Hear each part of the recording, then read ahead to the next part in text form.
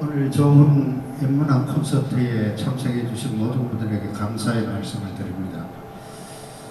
저희들이 이제 좋은 이런 인문학 콘서트를 하면 항상 참석하기보다는 유튜브를 통해서 보는 경향이 많더라고요. 지금까지 저희들 했는 그 유튜브를 보면 전부 12,000 찍고 계속 이제 조회수가 늘어가는데, 오늘도 역시 집에서 편안하게 보실 분들이 많아서 자리가 듬성듬성 비는 것 같습니다. 사실 여러분 오시는 분들이 더 잘 아시겠지만은 롱 아일랜드는 아주 유명한 밴드죠. 유명한 밴드 여러분들 잘 아실 거고, 또 우리 조두진 그 소설가, 대한민국에서 그 가장 인문학의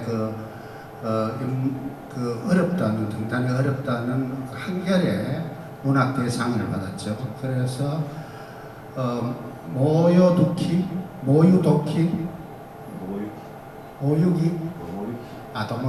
죄송합니다. 제가 그걸 왜 하는데, 밤새도록 왜 하는데, 이 작품에서.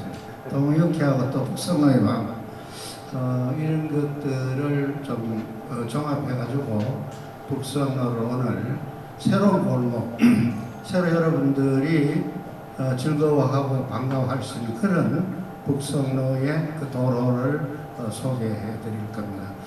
여러분들이 하여튼 이 바쁜 가운데도 저희 그 인문학 콘서트에 참여해 주신 모든 분들의 간의 일환을 빕니다. 감사합니다. 오늘 순서대에서 말씀을 드리겠습니다. 먼저 앞에서 잠깐 대표님께서 소개해 주셨는데, 조도진 매일신문 노승일님께서 골목신앙론을 말하는 주제로 강연하시고, 이어서 롱아일랜드 재즈밴드의 공연이 있도록 하겠습니다. 그럼 먼저 오늘 강의해 주실 분을 소개해 드리도록 하겠습니다. 북성로의 밤 장편소설 저자이시고 지금 소설가로 활동하고 계시면서 매일신문사 논설위원으로 계십니다. 조도진 매일신문 논설위원님 앞으로 모시겠습니다. 큰 박수로 맞이해주시기 고맙습니다. 제가 오늘 정한 제목은 골목 신장로를 만나다인데, 그 신장로는 당연히 저희 북성로를 말하는 거고요. 아마도 모르기는 해도 대구에서 가장 먼저 생긴 신장로가 이 북성로일 겁니다. 제가 정한 제목에서 그 골목과 신장로는 대단히 은유적인 제목입니다. 그냥 골목이 신장로를 탁 만났다는 내용은 아니고요. 골목이 은유하고 있는 바가 있고 신장로가 은유하고 있는 바가 있는데, 골목과 신장로가 딱 만나게 되면 어떤 일이 벌어지는지, 요거는 다시 얘기하면 어떤 경우가 되면 골목이 신장로로 변하는지 라는 말이기도 합니다.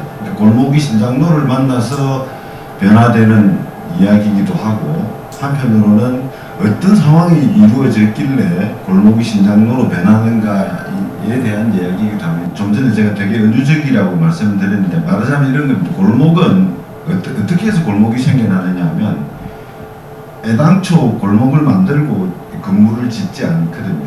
우리 집에서 학교를 간다든지, 우리 집에서 친구 집에 간다든지, 우리 집에서 친척집을 갈 때 가다가 산이 있으면 둘러가고, 산도둑이 있으면 또 피해서 가고, 깊은 강이 있으면 또 둘러가고, 바위가 있으면 또 피해가고, 그래서 똑바로 가지 않습니다. 구불구불 가는 거죠. 그러니까 가다가 장애가 있으면 계속 피해서 가는, 그러다 보니까 길 자체가 구불구불합니다. 길 자체가 구불구불하다는 것은 첫 번째로는 우선은 사람이 자연의 일부로서, 또 환경의 아주 작은 한 부분으로서 그게 순응한다는 거거든요. 그게 순응해서 이렇게 다니니까 길이 구불구불해지는 거예요. 근데 이게 신장로가 된다는 거는 일단은 기술이 발달해서 산이 있으면 뚫어버리는 거지. 이전에는 막 둘러갔어야 했는데, 이제는 필요 없이 뚫어버릴 수 있다는 거지. 뚫어버릴 수 있는 기술이 있다는 거. 그리고 다른 난관이 있으면 그걸 헤쳐내 나갈 수 있는 거지. 협곡이 있으면 다리를 놓아버리면 되는 거고, 도둑놈들이 있으면 다 쳐내버리면 되는 거지. 그거는 그만큼 기술이 굉장히 많이 발달했다는 말이기도 합니다. 기술이 발달해야 골목이 신장로로 바뀌게 되어 있거든요. 여기서 말하는 신장로는 꼭 이런 북성로뿐만 아니고 경부고속도로나 경부철도 같은 길도 신장로의 범주 안에 든다고 이렇게 생각하시면 됩니다. 그렇게 왔다 갔다 하는 건데, 그런데 기술만 가지고 있으면 되느냐면 또 그렇지는 않습니다. 예를 들면 옛날에 우리 사람들의 인식은 뭐 지금도 그렇지만 큰 소나무라든지 큰 바위가 있으면 건드리지 않잖아요. 좀처럼 굉장히 샤머니즘적인 게 있거든요. 근데 이제는 인간 중심으로 다 내려오는 거지. 내가 편하기 위해서, 사람이 편하기 위해서 자연은 얼마든지 내가 정리할 수 있다라는 사고가 이제 들어오는 거죠. 기술과 함께 그런 사고가 다 매치가 되면 골목이 이렇게 신당로로 쭉 변해갑니다. 그래서 북성로라는 이 신당로가 생겼다는 것은 이제 기술과 과학과 사람의 의식이 자연 또는 신 또는 그 무질서에서 인간 중심으로 또 질서 중심으로 쭉 내려왔다는 의미이기도 합니다. 근데 북성로는 다른 신장로하고 좀 다른 게, 북성로는 이렇게 성을, 원래는 성벽이었잖아요. 대구 업성의 북쪽 성벽이었거든요. 대구 업성의 북쪽 성벽을 흘러서 도로를 만든, 그래서 북녘북자고 재성자, 성할 때 성, 재성자고 길할 때 로자 있어요. 그래서 북성로고, 동성로는 동쪽 성벽을 흘러내서 동성로고, 서성로는 뭐 서쪽 성벽을 흘러내서 서성로거든요. 근데 성이라는 게, 돌로 쌓아놓은 성이라는 게 앞서 얘기했던 골목의 시대에 속해 있습니다. 골목 시대에 속해 있거든요. 이 성을 쌓는 시대에 사는 사람들, 성을 쌓아서 내를 지키고 살아가겠다고 하는 사람들과 도로를 만들고 철도를 만들고 항로를 개척해서 살겠다는 사람들은 근본적으로 인식이 다릅니다. 그러니까 예전에 우리 뭐 중국 같은 데 보면 한 나라 같은 나라가 농업 중심의 국가고 흉노 같은 족들이 유목민들이잖아요. 그 둘은 삶의 방식이 전혀 다르듯이 이렇게 원래 유목하던 사람들이 농사를 짓는 사람으로 쭉 바뀌어 오잖아요. 근데 농사를 짓는 사람들은 주로 성벽을 쌓아놓고 삽니다. 그 안에서 한 세상을 열지요. 주로 한 세상을 열는데, 갑자기 어느 시점이 되니까 과학기술이 막 발달하고 어느 시점이 되니까 이제는 이 안에서는 못 살겠다는 거죠. 밖으로 나가겠다는 사람들이 등장을 합니다. 그 사람들이 도로를 만들고 항로를 만드는 사람들. 그게 근대의 우리 인류 근대사에 제국주의가 그런 사람들입니다. 제국주의 하는 사람들. 그 사람들은 이제 머물러 있는 족속들을 다 쳐내는 거지. 다 쳐내고 자기들 이익을 차리는 거죠. 당시는 그 쳐낼 수밖에 없어요. 지금은 자유무역을 하잖아요. 그때는 자유무역이 안 되는 사회였거든. 내 식민지를 만들어야 거기서 재료를 가져오고 그 착취를 할 수 있으니까, 거래로서 돈을 버는 게 아니라 착취해서 돈 벌려 하니까 계속 진출을 하는 거죠. 그래서 북성로가 이 성으로 쌓여져 있던 북성로가 도로가 되었다는 것은 전근대 시대에 살던 사람들이 근대 시대에 살던 사람들과 만났다라고 보면 돼요. 근데 우리는 불행하게도 우리가 전근대에서 근대로 넘어온 건 아니고, 우리 주도적으로 넘어온 건 아니고 외세에 의해서 근대화가 된 거지. 하여튼 뭐 그런 상황입니다. 그래서 북성로, 동성로, 서성로, 남성로가 생겼다. 대구 업성이 북성로, 서성로, 남성로로 바뀌었다는 것은 이제 한 시대가 끝나고 새로운 시대가 왔다는 말이 되는 겁니다. 대구 업성은 처음 쌓은 게 1730년대쯤 되면 영조 때인데요. 돌로 이렇게 성을 쌓아요. 돌로 성을 되게 2몇 킬로 되는 성을 쌓거든요. 성을 쌓았는데 이게 전쟁도 없고 하니까 되게 방치가 되고 막 흐물흐물해져요. 근데 어떤 일이 생기냐면 돌로 막 쌓았는데 흐물흐물해지니까 나중에 신미양요, 병인양요 같은 게 생겨. 신미양요, 병인양요는 여러분들이 아시잖아요. 병인양요는 프랑스 군대가 침입해온 거고요. 신미양요는 그 신미양요가 미국에 왔었잖아요. 이제 그 뒤로 나서 이 흥선대원군이 흥선대원군 사진이 나오는데, 이 흥선대원군이 이 외세가 자꾸 침입하니까 척화비를 세웁니다. 이 척화비, 전국에 척화비를 세우는데 척화비 내용이 적습니다. 이게 뭐 잘 안 보이시는데, 양이 침범 비전적, 양이가 서양 오랑캐가 침범해왔는데 싸우지 않는 것은 곧 화친이고, 화친을 주도하는 자는 매국노다, 이렇게 얘기하는 거거든요. 적들이 침범해 오니까 이게 전국에 척화비를 막 세워요. 척화비를 세우면서 1730년대 쌓았던 대구 업성이 막 허물어지고 있는데 130-40년 동안 내버려두니까 보수를 안 하니까 막 허물어질 거잖아요. 허물어지고 있는데 1870년에 신미양조, 백인양조가 막 일어날 무렵에 외세가 막 오니까 다시 성을 보수합니다. 굉장히 더 튼튼하게 원래 지었던 성보다 훨씬 더 성도 높이고 위에 막 여첩이라고 이렇게 촉을 쏠 수 있는 이런 구조 있잖아요. 숨어서 총 쏠 수 있는 구조도 만들고 벽면도 더 넓히고 성벽도 더 높이고 이렇게 하거든요. 이게 1870년대쯤 공사를 새로 해서 성벽을 새로 보수를 합니다. 그래서 적과 맞서겠다고. 그러니까 1700년대 처음에 쌓았었고 원래는 토성이 있었지만 임진왜란에 허물어졌고 1870년에 1730년쯤에 30년, 31년 이쯤에 다시 돌로 성을 쌓았는데 그게 한 130년 지나고 막 허물어지고 있는데 외세가 막 들어오니까 다시 성벽을 아주 견고하게 돌로 다시 쌓거든요.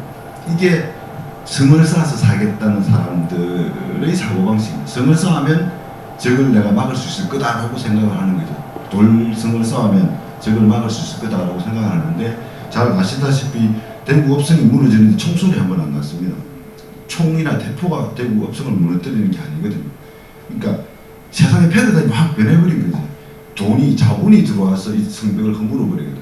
그러니까 그 전근대 사람들, 조선시대 사람들, 흥선대원군 같은 사람들, 조선시대 지식인들은 상상도 못한 거지. 이 성벽을 허물라 그러면 적의 총포가 아니면 허물 수 없는데 그럼 적의 총포만 견디면 된다고 생각하고 새로 쌓았는데 불과 수십 년 만에 그냥 자본이 들어와서 허물어버립니다. 성벽은 돈이 안 되니까. 성벽은 물자를 교류하는데 방해가 되거든요. 그래서 전혀 한 시대의 패러다임이 확 바뀌어버립니다. 그래서 골목에 살던 사람이 신장로로 가는 신장로의 시대로 바뀌는 거와 똑같이 성 안에서 살겠다는 사람들이 이제는 도로의 시대를 맞이해버리는 거지. 그래서 깜짝 놀랐지. 우리 이건 완전 제 억측일 수도 있는데 대구에서 국채보상운동이 제일 먼저 일어났습니다.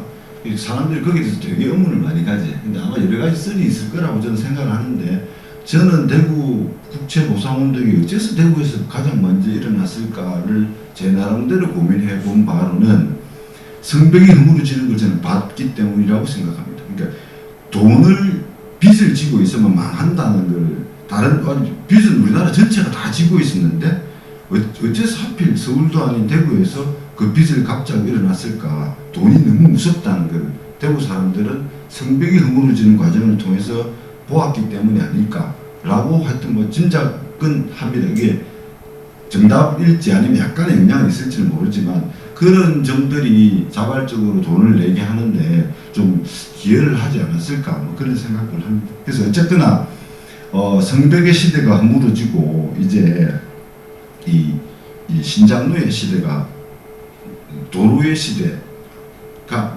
등장을 합니다. 도로의 시대가 등장을 하면 어떤 문제가 생기냐면 제가 그림을 하나 상징적인 그림을 하나 보여드릴게요. 이 그림 잠깐 좀 확대를 해야 되는데 잠깐만요. 이 그림 보이는가요? 여기 보면 조선에 나타난 자동차라는 제목의 그림입니다. 조선에 자동차가 나타나니까 조선인들이 혼비백산했다 이걸 보여주는 그림이거든요. 근데 이거는 자동차가 나타나니까 막 우마를 끌던 사람들이 혼비백산했다라는 것이긴 한데 이 그림을 자세히 보면요. 자세히 한번 보면 이 사람들 짐을 한번 보시면 정말 짐을 많이 싣고 있잖아요. 짐을 굉장히 많이 싣고 있습니다. 근데 이 성벽 안에 갇혀있던 성벽의 세계에 살던 사람들은요. 이 나무찜을 해서 시장에 가서 장사를 하러 가잖아요. 시장에 가면 어떤 일을 벌이냐 하면 돈을 주면 돈을 안 받아요. 돈을 안 믿는 거지. 이 돈의 가치를 믿지 않는다고. 그래서 물물 교환을 원한다고. 이만큼을 줬으면 쌀을 이만큼 주든지 이걸 원해요. 그런 이 그림 속에 그게 숨어져 있거든요. 전부 짐을 막 싣고 다니고 이 짐이 왔다 갔다 하고 짐끼리만 교환을 하거든요. 이게 뭐 짐끼리 교환하는 게 뭐 어때서라고 할 수도 있지만 짐끼리 교환하는 사회랑 화폐가 유통되는 사회는 전혀 다른 사회입니다. 화폐가 유통된다는 것은 그 그 나라의 인프라가 굉장히 높아져 있다는 것이고 우선은 굉장히 경제적 인프라가 높다는 의미가 되고 또 하나는 어떤 화폐에 대한 인정이라는 거, 화폐를 인정한다는 거, 신뢰가 구축되어 있다는 거. 제가 5만 원짜리 하나를 선생님들한테 뭘 물건을 주고 5만 원짜리 하나를 받을 때는 이 5만 원짜리가 종이 쪼가리가 아니고 나중에 내려가서 이 5만 원짜리로 거기에 상응하는 걸 살 수 있다는 확신이 있기 때문에 그런 거잖아요. 그 확신이 있으면 어떻게 되냐면 그 사회가 안정되어 있어야 되거든요. 안정되어 있지 못한 사회는 아르헨티나 같은 나라, 베네수엘라 같은 나라는 안 되잖아요. 하루가 다르게 달러 가치가 막 떨어져 버리고 그냥 이건 그냥 종이지 종이. 그래서 우리가 그 시대에 살았다는 거죠. 이 물건을 이렇게 주지 않으면 안 믿는 시대에 그런 시대에 살던 사람과 돈을 주고 왔다 갔다 할 수 있는 시대에 사는 사람들, 유통이 막 되는 시대에 사는 사람들은 전혀 다른 세상을 사는 거지.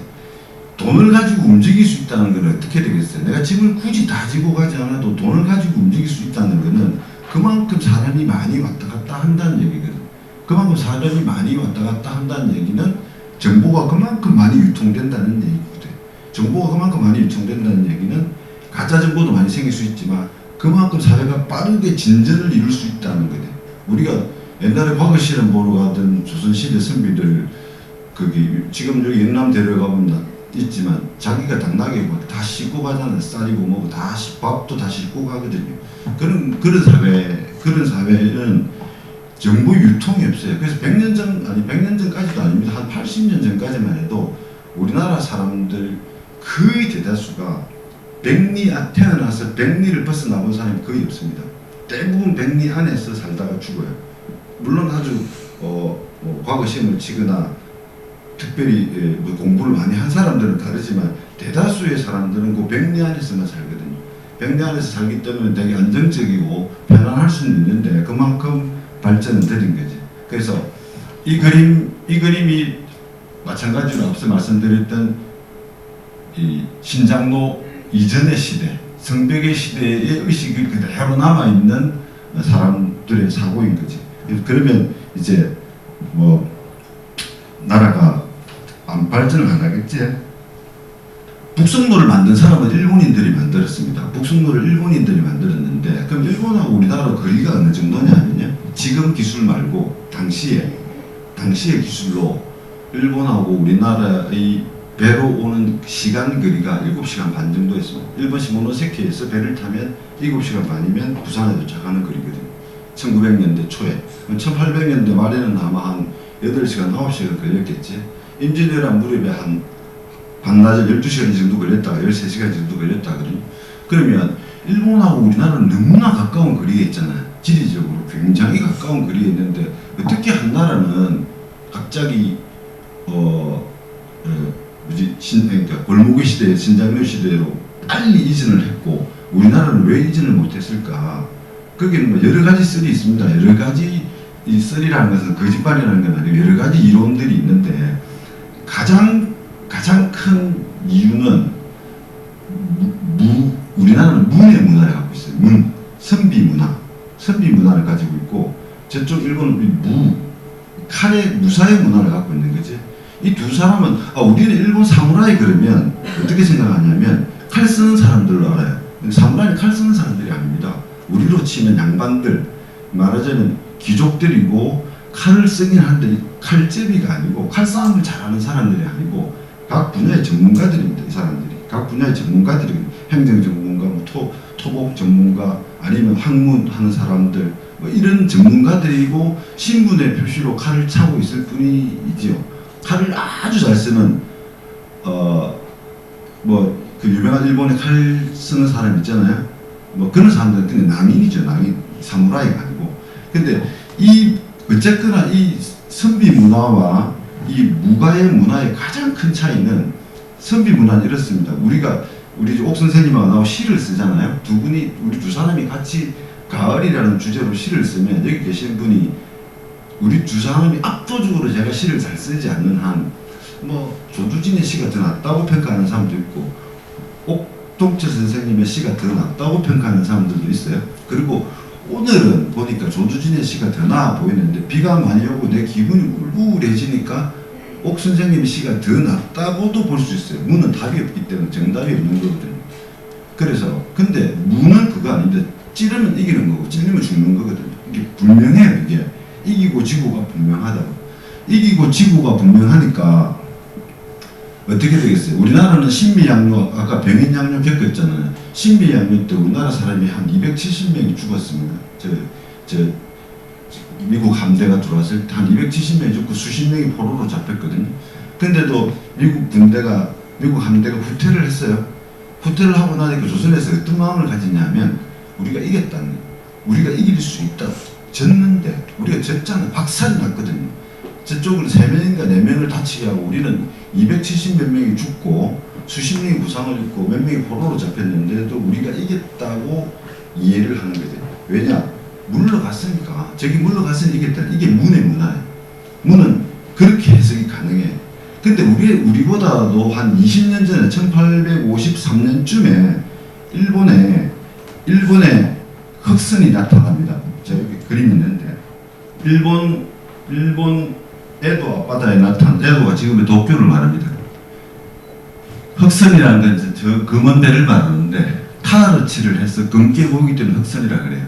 자들이 나타났는데 제가 아주 이야기처럼 말씀을 드리면 자들이 와서 우리나라에 강화도에 와서 그 통상을 하자라고 얘기했던 거와 똑같이 일본에다 얘기를 합니다. 저 사람들이. 근데 일본이 안 한다 그래요. 일본이 안 한다 그러거든요. 적어도 일본도 우리처럼 쇄국을 펴고 있었거든요. 쇄국. 나라를 맡고 있는 정책을 펴고 있었거든요. 근데 저 흑선에서 그냥 갔겠습니까? 대포로 쏘았죠. 당연히 막 대포로 쏜 거예요. 일본 육지를 향해서. 일본인들 가만히 있었겠습니까? 또 막 응사를 했을 거잖아요. 둘이 싸움을 했다고요. 싸움을 했는데 그러고 나서 페리가 이렇게 얘기합니다. 너가 우리랑 통상 안 하면 두드려 팬다고 계속 두드려 패거든요. 근데 일본에서 막 응사를 했는데 어떤 일이 벌어지냐면 일본에서 육지에서 저 배를 향해서 대포를 쏘는데 저까지 날아가지를 않아요. 바다 중간에 다 떨어져 버리는 거예요. 근데 저쪽은 육지가 아니라 배 위에서 쏘는데 이쪽이 들어와서 초토화를 시키는 거죠. 일본은 그때 알았는 거예요. 자들이 훨씬 세다는 거를. 자들이 우리보다 훨씬 세구나라는 걸 알고 페리가 그렇게 얘기하면 1년 뒤에 다시 올게. 너가 쇄국 하든지 말든지 한번 생각해보래. 그러고 간다고요. 1년 뒤에 와서 일본 바로 손들었습니다. 바로 문을 열어버리거든요. 저들이 강하다는 걸 안다는 거지. 그게 무의 문화가 가지고 있는 특성에 이기고 지고가 분명한 거지. 먼저 찌르는 놈이 더 빠르고 멀리 쏘는 놈 화약이 더 세다는 걸 아는 거지. 일본 사람들은. 우리는 거기에 대한 개념이 없고 자들은 그래봐야 그냥 오랑캐들이고 그냥 저는 무력이 좀 셀 뿐이지 정신적으로 우리가 훨씬 더 우월하다는 생각을 갖고 있는 거지. 근데 이게 과학이나 이과적인 과학이나 문이 따로 굴러가는 사회는 잘 없습니다. 그 두 개는 비슷하게 흘러가거든요. 하나만 유별나게 강한 아주 특이한 경우가 있을 수는 있는데 근대로 갈수록 그건 없어집니다. 대체로 과학이 강한 나라는 인문학도 강하고 인문학이 강한 나라는 과학도 강합니다. 근데 우리는 그렇게 생각 안 했던 거지. 자들은 저 무력만 우리보다 셀 뿐이지 나머지는 다 우리보다 핫질일 거다라고 생각한 거지. 그게 일본과 우리가 겨우 7시간, 8시간밖에 거리가 차이 나지 않는데도 일본하고 우리가 나라의 문을 여는데 22년의 차이가 발생합니다. 22년의 차이. 우리나라는 일본이 문 열어 1876년에 문헌을 개방했고 저 사람들은 1854년에 개방을 하거든요. 그러니까 기껏 8시간 거리인데 22년이 걸리는 데에는 그런 문화적인 차이가 있고 또 하나는 우리한테는 중국이라는 너무나도 거대한 이 질서가 있어요. 이 거대한 질서를 벗어나지 못하는 거지. 이 거대한 질서에 대한 두려움이 굉장히 컸던 거지. 말하자면 중국이 아편 전쟁에서 영국한테 박살이 나버렸잖아요. 와, 우리가 세상의 중심이고 세상에서 제일 센 줄 알았는데 저 중국이 듣도 보도 못한다는데 박살나다니라는 데 대한 두려움. 저 사람들하고는 절대로 거래를 하지 말아야 되겠다라는 움츠림 같은 거. 그것도 이제 우리가 이렇게 늦어진 데 대한 이유 중에 하나지. 물론 그 이외에도 이유는 많습니다. 그 이외에도 이런 이유가 있습니다. 일본은 우리나라 학자들이 이렇게 일본이 저렇게 문호를 개방해서 막 성공할 수 있었던 것은 일본을 개방시켰던 미국은 일본을 정치적으로 복속할 의도가 없었고 경제적으로만 통상할 의도가 있었고 일본이 우리나라를 개방했잖아요. 근데 일본은 우리나라를 정치적으로 복속할 의도가 있었기 때문에 그 차이가 굉장히 크다. 뭐 그런 얘기도 있습니다. 그것도 아주 일리 있는 말이지. 어쨌거나 간에 한 나라의 문화적인 차이, 문화적인 토양의 차이가 어떤 게 들어왔을 때 이걸 막아버리는 거지. 어떤 새로운 문물이 들어오는 것을 막아버립니다. 이제 신장로의 시대가 들어오면 이제 우리나라에 어떤 변화가 생기냐 하면 북승노라는 시대가 들어오면 어떤 변화가 생기냐면 앞서는 골목의 시대는 우리 집이 있고 저쪽 집이 있고 친구 집이 있고 학교가 있고 뭐 이렇게 있어서 그 사이를 이렇게 길이 이었잖아요. 그 사이를 골목길이 이었는데 신장로는 앞서 북승로 사진 보셨지만 길을 먼저 내놓고 거기다가 길을 중심으로 이제 필요한 건물을 짓습니다. 우리 지금 달구불대로 같은 거, 중앙로 같은 거 다 그런 구조지. 길을 먼저 내놓고 짓는 거지. 지금 우리한테는 그게 너무나도 당연한데 예전에는 그렇지 않았습니다. 길을 먼저 내놓고 짓는다는 개념이 없고 먼저 지어놓고 길을 잇는다는 그런 개념이에요. 그래서 골목이 신장로로 바뀌었다는 것은 그런 의미가 있는 거지. 어쨌거나 이제 근대로 들어와서 신장로의 시대가 들어오면 비로소 우리나라에도 이제 과학이라는 게 들어오기 시작합니다. 우리나라는 예전에도 과학이 있었죠. 과학이 있었는데 우리가 지금 쓰고 있는 과학이라는 단어 있잖아요. 우리는 과학이라는 단어를 너무나도 일상적으로 쓰고 있지만 이 과학이라는 단어가 우리나라에 등장한 거는 100몇 년밖에 안 돼요. 한 1900년대 들어와서 우리나라에 과학이라는 단어가 들어오거든요. 그전에는 과학이라는 단어가 없어요. 그러니까 한문으로 과자 있잖아요. 한문으로 과자 있죠. 벼화자, 말두자 들어가는 과자가 있고 학문할 때 학자가 있어요. 한문으로 있는데 그 두 개를 합친 과학, 사이언스를 우리말로 번역할 수 있는 말이 없었어요. 사이언스를 우리말로 번역할 수 있는 말이 없었다는 얘기는 다시 말하면 우리한테는 과학적인 사고의 개념이 없었다는 거지. 단어가 없다는 것은 그 사고를 하지 않는다는 거거든. 그래서 그 과학이라는 용어를 사이언스를 과학이라는 말로 만든 사람은 일본인이 만들었습니다. 일본인이 1800년대 끝 무렵에 이 사이언스를 도대체 뭘로 해석을 할까라고 막 하다가 과학이라는 말을 가져와 가지고는 사이언스는 과학이다 했고 우리는 그 말을 그대로 가져왔습니다. 그래도 이 과학이라는 말을 사이언스를 잘 구분을 한 거는 맞아요. 과학 지금 뭐 휴대폰 찾아보시면 과자는요. 과학할 때 과자는 이 벼화자에다가 말두자가 붙는 건데 벼화가 길에 있는 벼가 논에 있는 벼 말하는 벼. 논에 있는 벼를 보고요. 제가 벼가 많다고 했을 때랑 다른 사람이 벼가 많다고 했을 때 달라요. 많다의 개념이 너무 다르거든. 사람에 따라서 어떤 사람한테는 벼가 한 100평만 돼도 되게 많다고 할 수 있고 어떤 사람은 1000평은 돼야 많다고 이해할 수도 있거든. 그래서 많다라는 말은 너무나 모호한 말인 거예요. 근데 벼화자에다가 말두자를 붙였잖아요. 양재는 말인데 한 대, 두 대 했다 10대를 한 마리라고 그러잖아요. 이 쌀의 양을 재기 시작하는 거죠. 구분하는 거. 쌀의 양이 한 마리다, 두 마리다, 세 마리다 이렇게 구분하는 거, 나누는 거. 이게 과학인 거지.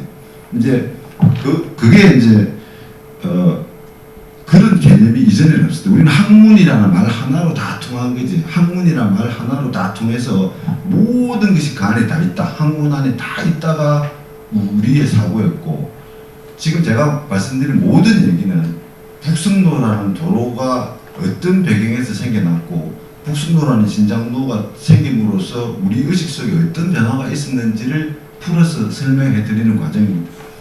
그래서 이 학문이라는 단어에서 과학이라는 단어, 말하자면 우리가 지금 잘 알고 있는 물리학, 생물학, 의학, 농학, 이런 다 나누는 개념으로 다 바뀌는 거지.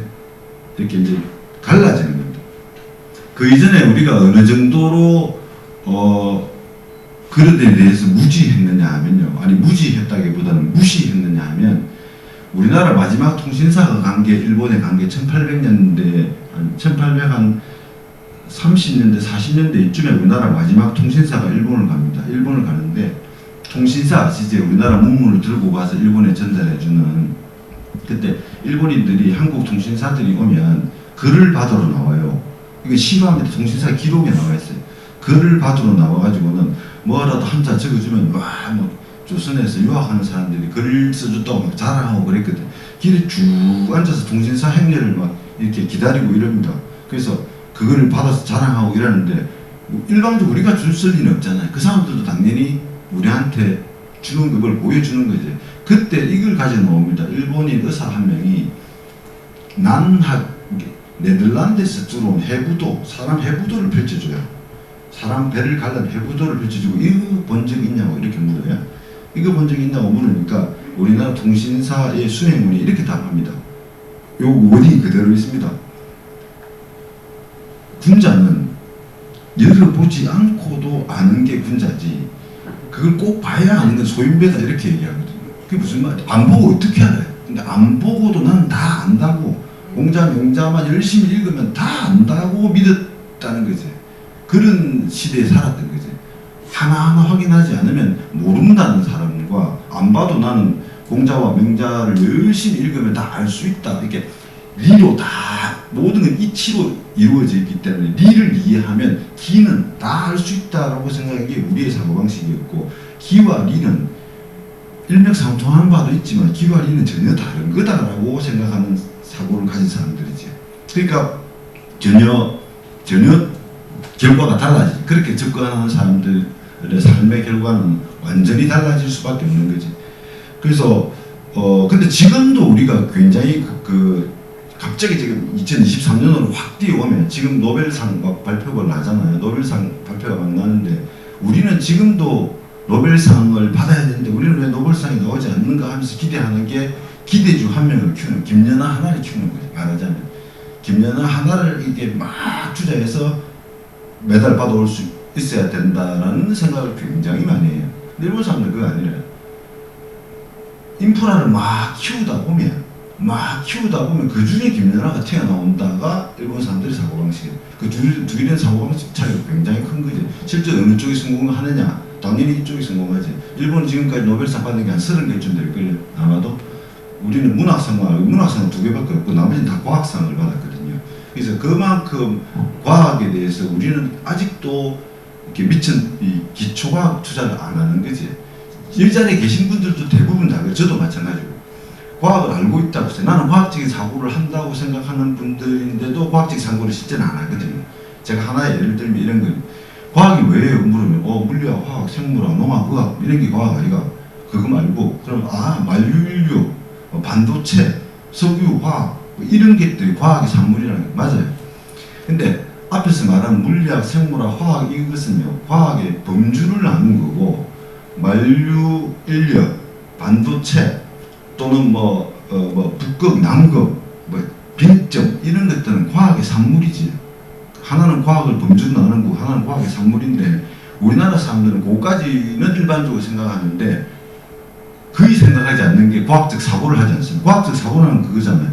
전제를 내고 전제를 가지고 이 전제를 검증하고 검증해서 결과가 나오면 이 결과를 가지고 또 검증하고 반증하고 계속해서 하나 이론을 끌어내는 거. 이게 과학적 사고잖아요. 근데 과학에서 정말로 중요한 것은 만류인력이라든지 반도체가 아니고 물리학이나 생물학이라는 범주가 아니고 과학적 사고를 하느냐 하지 않느냐를 가장 중요하게 얘기해요. 과학적 사고를 해야만이 과학적인 산물을 만들어낼 수가 있는데 우리는 과학적 사고를 거의 하지 않는 편이지. 우리 사람들 자체 습성이 그런 점에서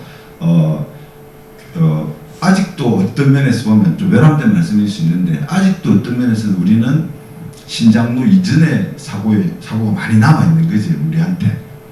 하여튼 그런 면이 있습니다. 그렇다는 얘기고요. 그러면 결과적으로 북성로라는 도로가 생겼잖아요. 북성로라는 도로는 신장로라 그랬어요. 골목이 아니라 신장로가 생겼어요. 신장로가 생기면 대체 무슨 현상의 변화가 생기느냐. 북성로의 일대에 있었던 변화를 가지고 제가 어떤 변화가 있었는지 말씀을 드릴게요. 예전에 우리는 우리 아버지 세대, 그러니까 우리 아버지가 산업화와 함께 70년대, 80년대 이후 말고 그 이전에 우리 아버지 세대는 뭘 했냐면요. 우리 아버지 농부였어요. 농사를 지어요. 농사를 짓고 집에 토끼도 키우고 염소도 키우고 우리 집 소는 없었지만 돼지도 키워요. 농사도 짓고 돼지도 키우고 소도 키우고 소는 안 키우고 다 키우고 염소도 키우고 그리고 내가 배추 농사를 지어서 5일장에 가서 내다 팔아요. 다시 말씀드리면 우리 아버지 시대 사람들은 한 사람이 여러 가지 일을 했어요. 여러 가지 일을. 그러니까 내 전문 직업은 농부이긴 한데 농부이자 나는 축산업자고 축산업자이자 지붕도 얹고 집도 고치고 집도 짓는 기술자이기도 했어요. 그러니까 여러 가지 일을 할 수 있는 사람이지. 지금 제가 드리는 말씀은 이게 옳다 그러다는 얘기는 아니라 여러 가지 일을 할 수 있었는데 그 뒤로 산업화되고 이 신장로의 시대 이후 사람들은요 직업이 따로 있습니다. 나는 백화점 점원, 나는 기계공, 나는 석유공 이렇게 따로따로 구분되는 거지. 기계가 이게 직업이 구분이 되는 거라. 직업 각자의 직업별로. 그래서 이게 어느 게 좋다 나쁘다는 얘기는 아닙니다. 어느 게 좋다 나쁘다는 얘기를 지금 하자는 건 아니고요. 결과적으로 그 이전에는 뭉뚱그려서 했기 때문에 전인적인 인간이긴 했는데 기술력이 굉장히 떨어지는 거죠.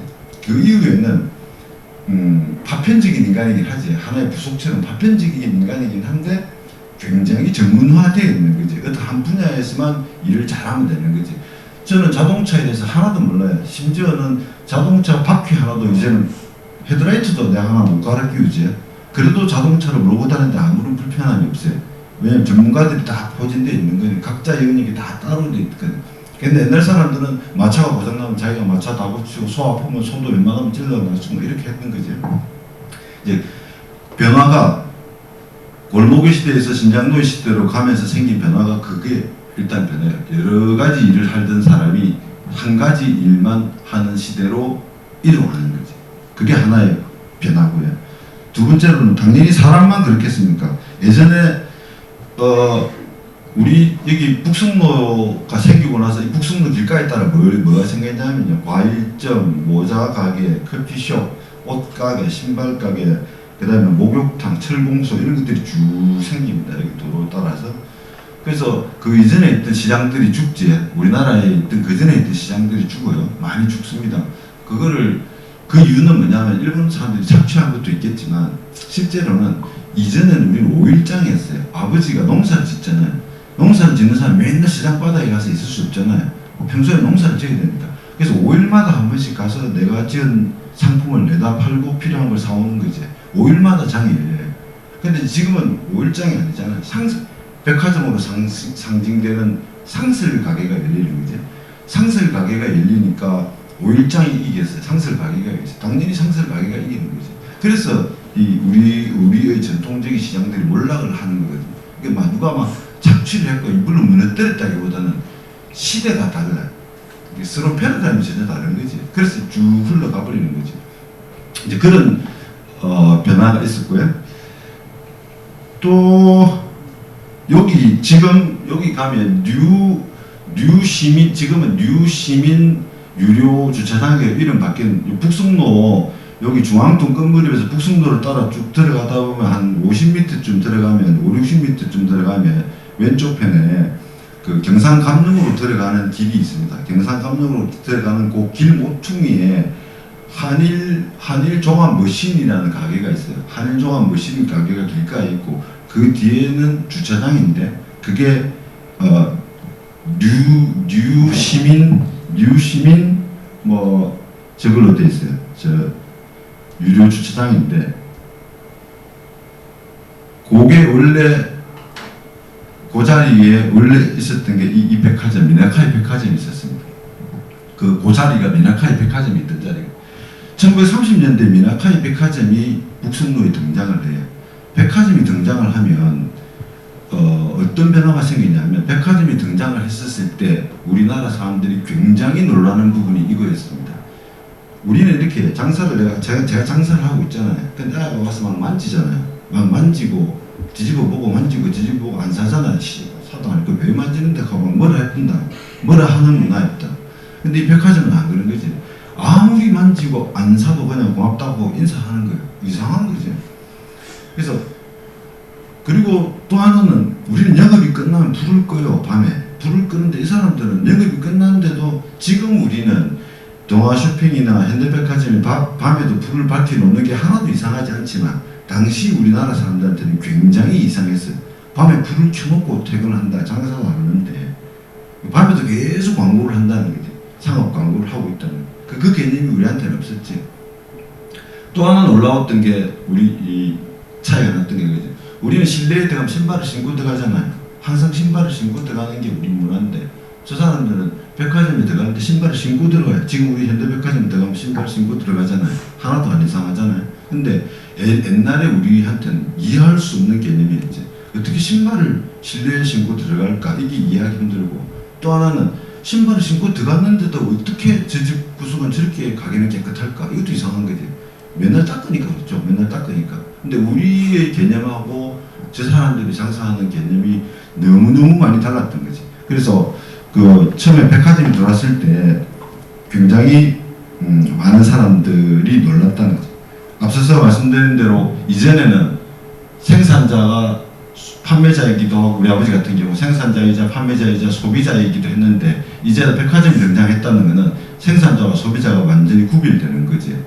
당연히 생산자와 소비자가 당연히 구별되면 어떻게 되겠어요? 대량 생산이 막 늘어나는 게, 대량 생산이 되면 가격이 떨어지는 거고, 가격이 떨어지면 대량 소비 사회가 막 되는 거고, 그렇게 해서 그걸 또 이기려고 하면 또 다른 기술이 막 나오는 거고, 기술이 막 올라가는 거지.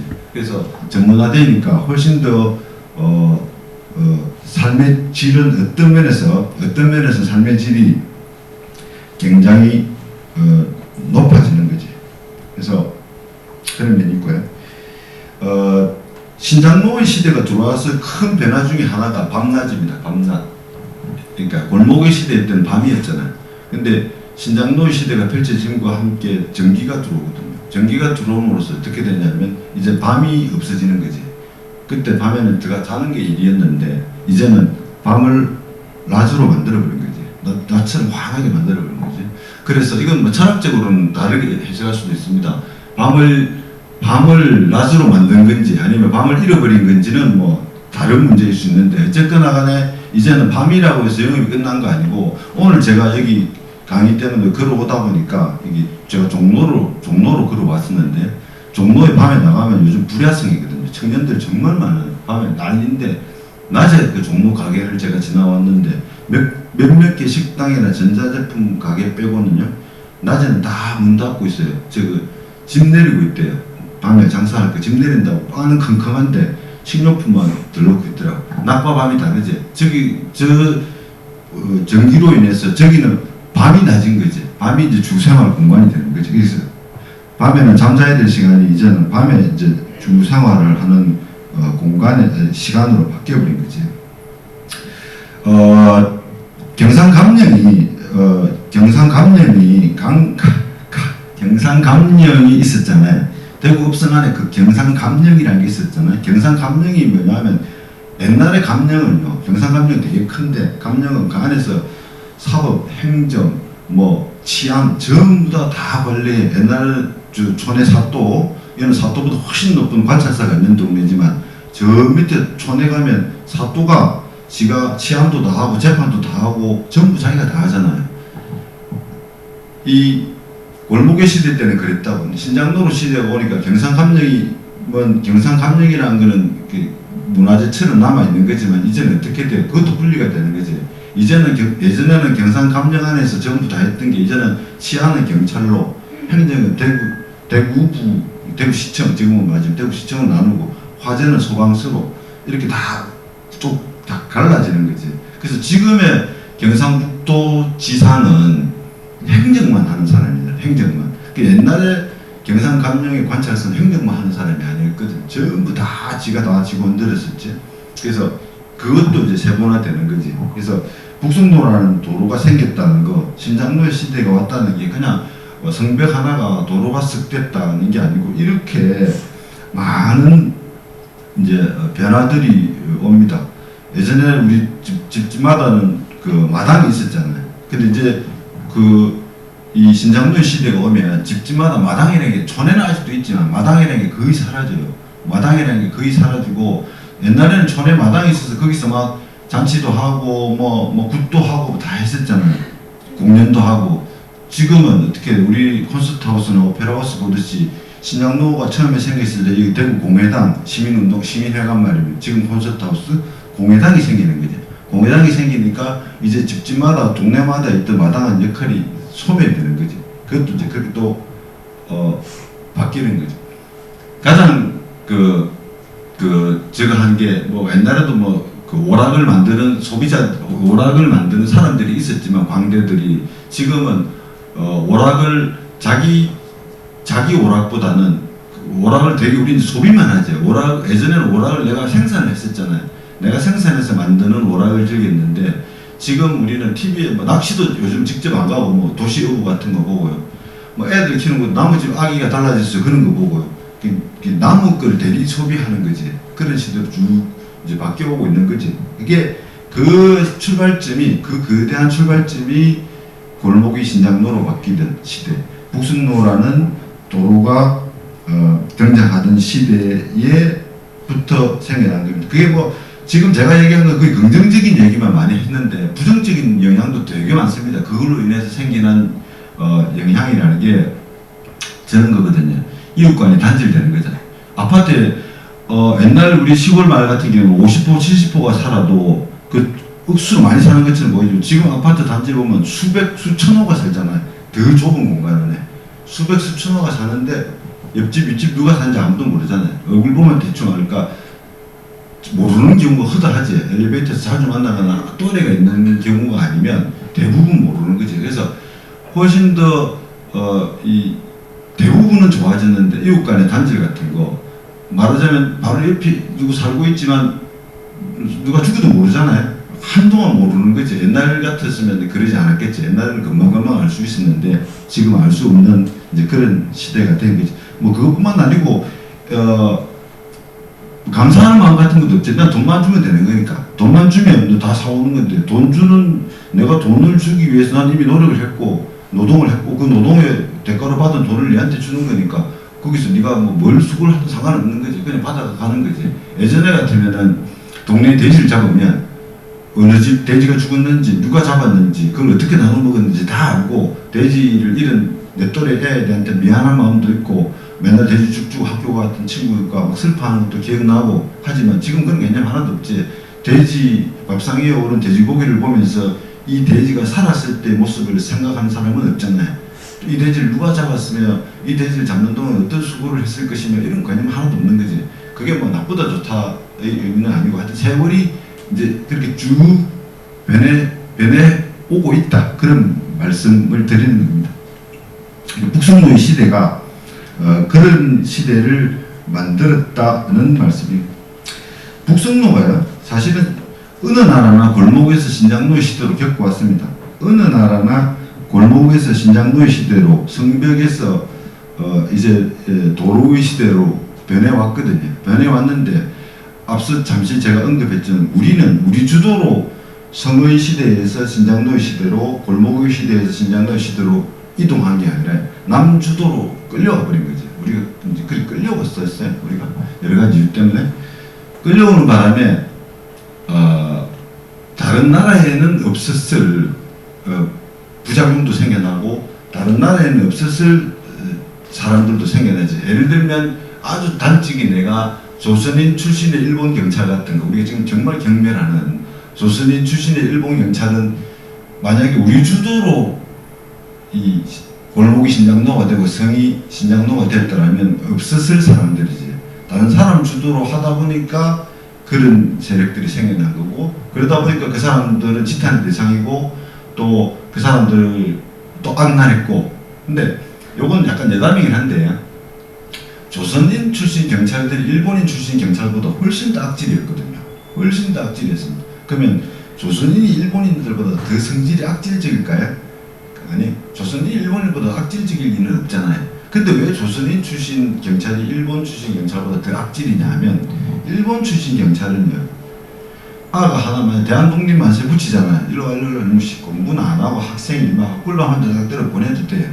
조선인 출신의 경찰은 그렇게 보낼 수가 없어요. 그럼 바로 사상을 의심받기 때문에 훨씬 더 가혹할 수밖에 없어요. 이 사람이 성질이 더러워서가 아니라 그래서 그런 불행한 결과를 낳는 거지. 그래서 그런 점들은 또 한번 우리가 생각을 해볼 필요가 있는 거지, 사람들에 대해서.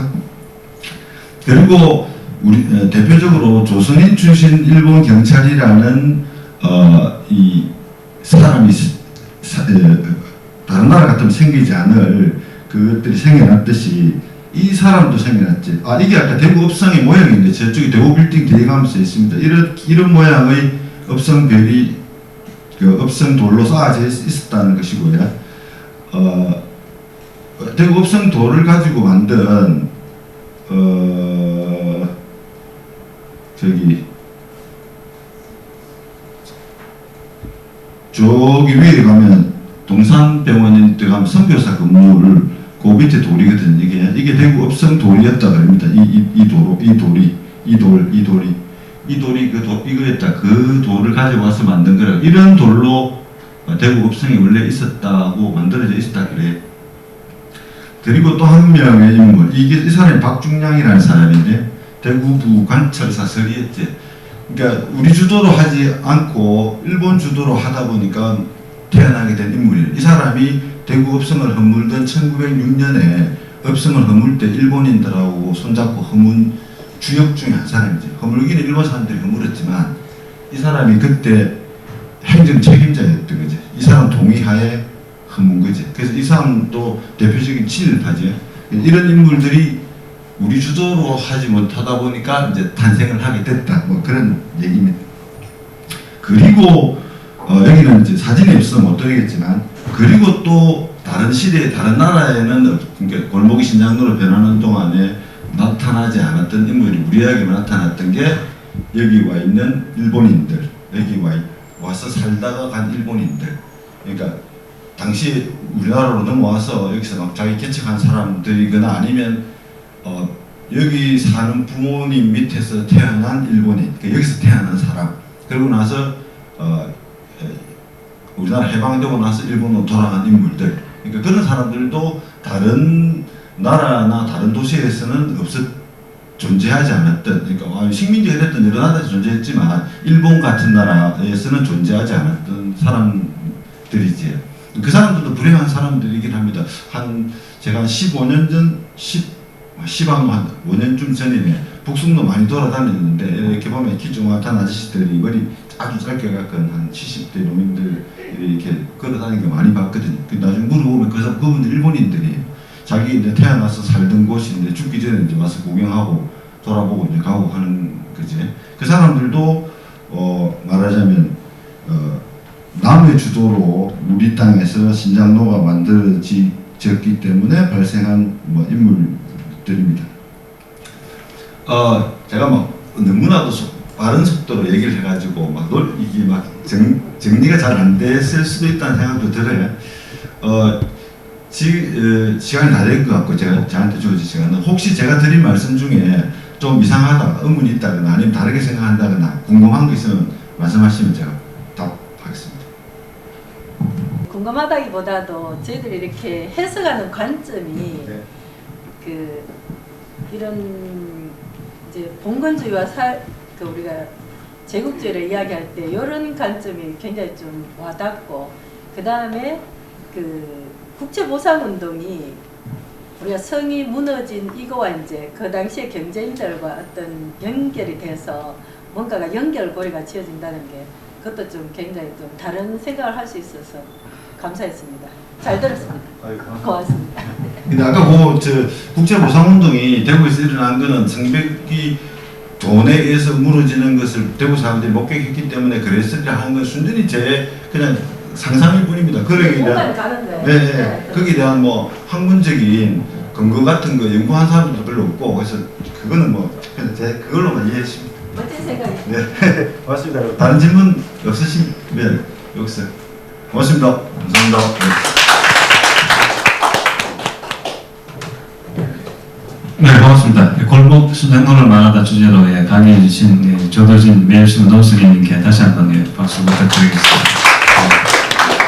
네, 그럼 잠시 10분 정도 쉬었다가 이어서 롱아일랜드 재즈 밴드의 공연을 갖도록 하겠습니다.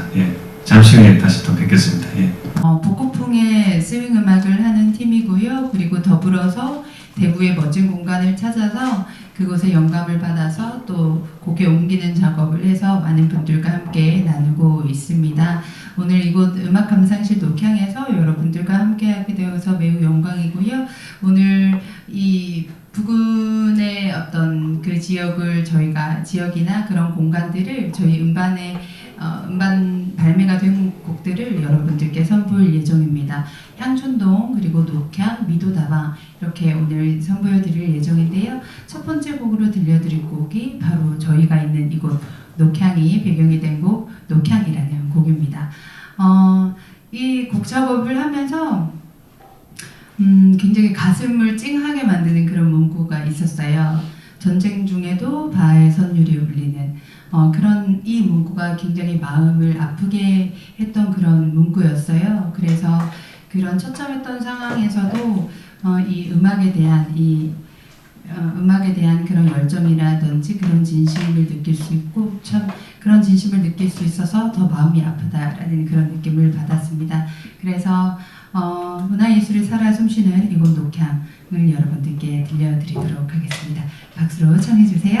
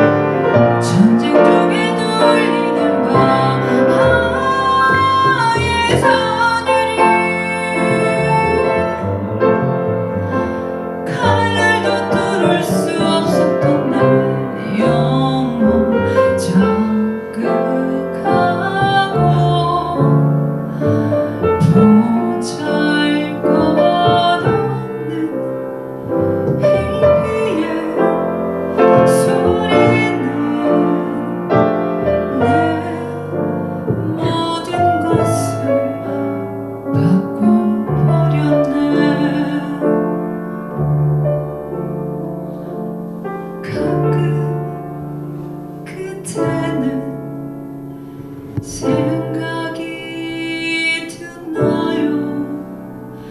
너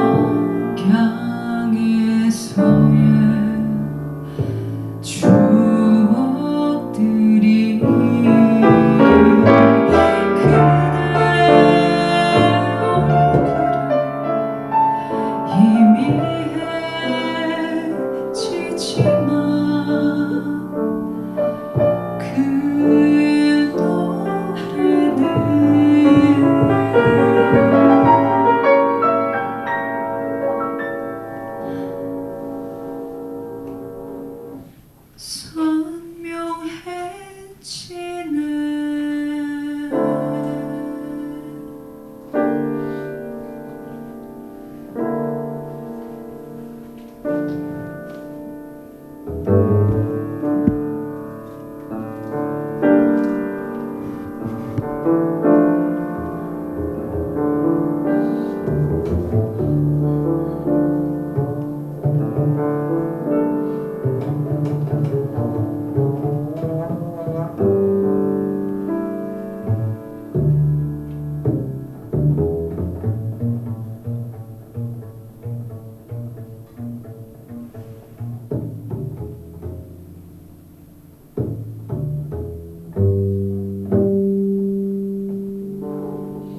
감사합니다. 네, 앞으로도 이 녹향이라는 공간이 많은 분들이 음악을 향유할 수 있는 그런 공간이 되었으면 좋겠습니다. 대구에 야경이 굉장히 멋진 곳들이 있어요. 많은 분들이 아실 테지만 하늘 높이 뻗은 83타워가 있고, 그리고 앞산 전망대, 그리고 넓고 곱게 뻗쳐진 신천대로 또 운동하거나 산책하기 좋은 두류공원이나 또 수송유원지 등 정말 많은 곳들이 있습니다. 특별히 연주곡 두 곡을 연달아서 여러분들께 들려드릴까 하는데요. 대구의 멋진 야경을 느낄 수 있는 나이트 인 대구 들려드리고요. 그리고 대구 중구에 위치해 있는 미도다방이라는 곳이 있습니다. 요즘에 어떤 레트로한 그런 다방이라는 감성을 느낄 수 있는 곳이 많이 없지만 이 미도다방은 역사가 굉장히 오래되었어요. 그래서 거기에 가보면 요즘에는 아메리카노를 많이 먹지만 아메리카노보다 쌍화탕이 메인 메뉴이고, 또 여전히 사장님께서 한복을 입고 손님들을 맞이해 주십니다. 그래서 지금까지도 옛 감성을 느낄 수 있는 그런 다방이 있다는 것에 참 많이 감사한 마음이 느껴지는데요. 나이트 인 대구 그리고 미도다방 두 곡을요 멜로디카 연주곡으로 선보여 드리도록 하겠습니다. 감사합니다.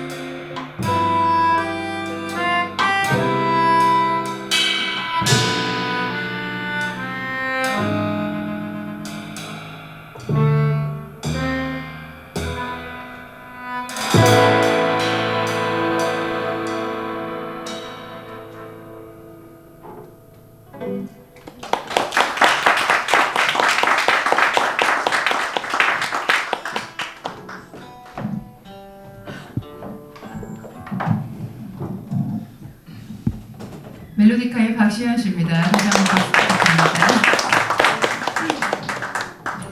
네, 저희 롱아일랜드 재즈밴드는 오늘 굉장히 뜻깊은 자리이지 않을까라는 그런 생각을 합니다.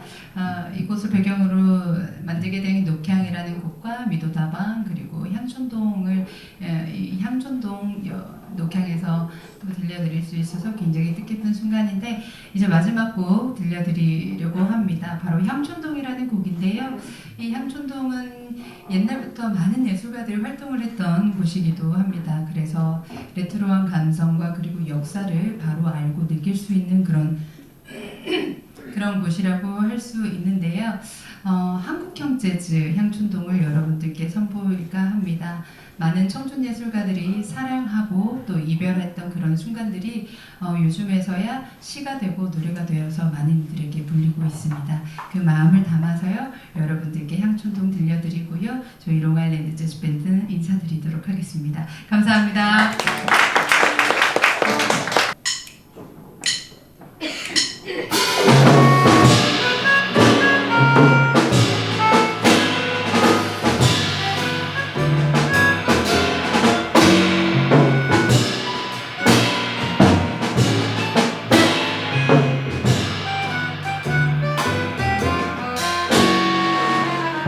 그곳에 가본 적이 있나요? 양천동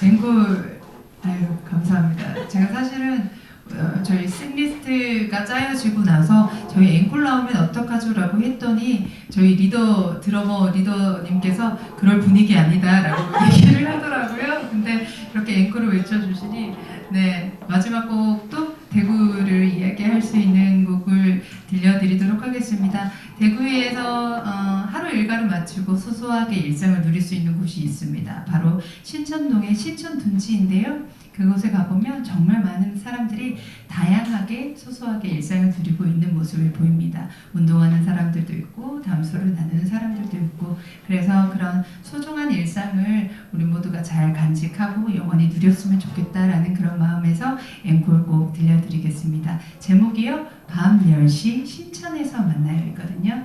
들려드리고요. 인사드리도록 하겠습니다. 감사합니다.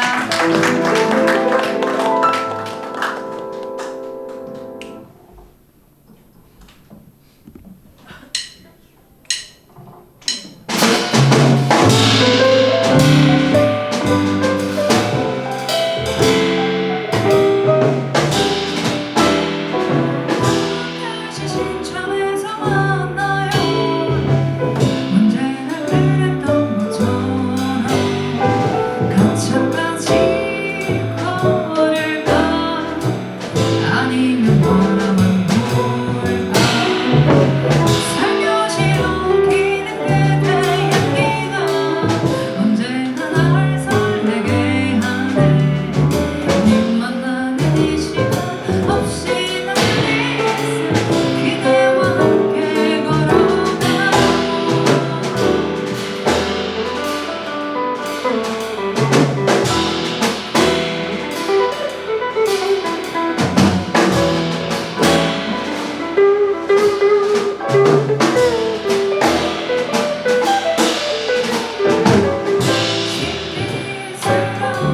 신비스러운 당신과 만남이 천사들의 장난이 아니라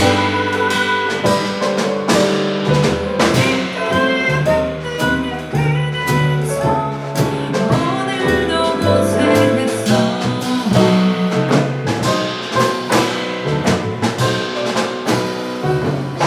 신천대로처럼 넓은 그 마음 언제나 그 자리에 서 있네. 살살 부는 바람에 멀리 멀리 춤추며 밤 10시 그곳 신천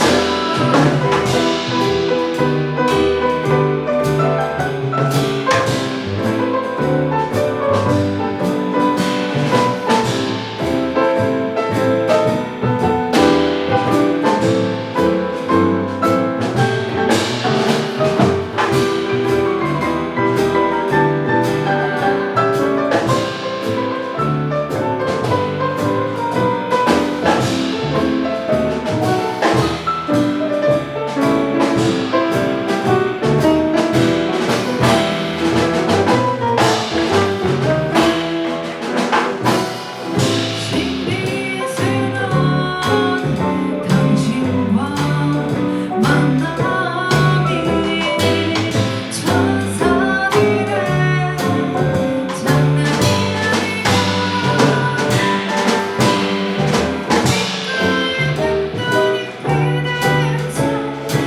오늘도 고생했어.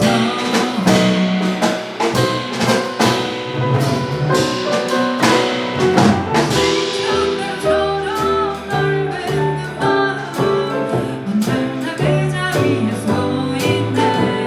살살 부는 바람에 멀리 멀리 춤추며 밤 10시 그곳 밤 10시 그곳 사랑의 신천 사랑의 신천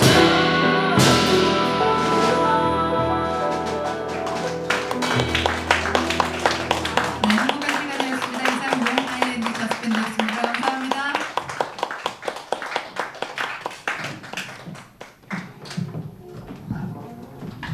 네, 독향에 너무나 잘 어울리는 곡을 들려주신 것 같습니다. 롱아일랜드 재즈밴드 다시 한번 큰 박수 부탁드리겠습니다. 네, 오늘 첫 시간 북성 예술 콘서트 함께 해주셔서 고맙고요. 예. 다음 주 수요일도 이 자리에서 예, 북성 예술 콘서트는 계속되니까요. 예. 함께 해주시면 더 고맙겠습니다. 오늘 함께 해서 너무나 고맙습니다. 그리고 나가시면서 저희도 기념품 준비되어 있으니까 한 개씩 받아가시길 바랍니다. 감사합니다. 다음 주도 뵙겠습니다. 예.